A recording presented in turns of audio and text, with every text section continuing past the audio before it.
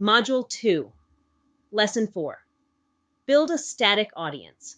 3.5 minutes. Simple marketing has two kinds of audiences, static and dynamic. Static audiences are frozen at the moment you create them. The exact list of subscribers is locked in. Dynamic audiences are saved filters. The membership recalculates every time a campaign is sent. This lesson is about static. Lesson 5 covers dynamic. Use static when you want exact reproducibility. A campaign needs to go to a specific list of people.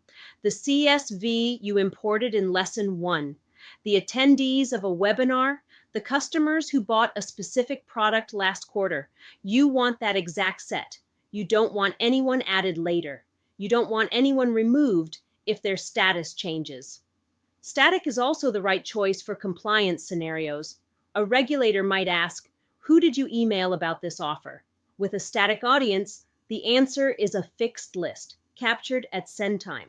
Click Audiences in the sidebar. You see every saved audience for this workspace. The list shows the name, the size, whether it's static or dynamic, and when it was last updated. The size column updates live for dynamic audiences. For static, it shows the membership count at creation time.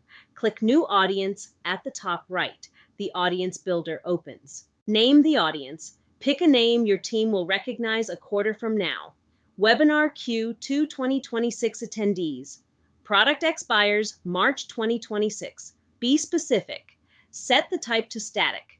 Below name, pick how you populate the static list. 3 ways. Pick from a saved tag. Upload a CSV of email addresses, or handpick from the subscribers list. For most use cases, picking from a tag is fastest. Pick the tag you applied to the relevant subscribers in Lesson 3. The size preview shows you how many subscribers will be in the audience. Confirm it looks right. Click Save Audience. You're returned to the Audiences list. Your new audience appears with the membership locked in. Click into it. The detail page shows you the full membership. Every email on the list, sorted, searchable, exportable. Above the list, the audience metadata, created date, created by, size at creation.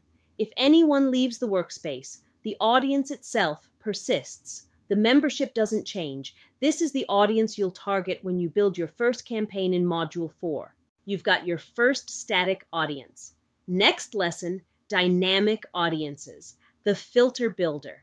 The AI suggest button, the audiences that update themselves as your subscriber list changes. Most operators use a mix of static and dynamic. Knowing both is the skill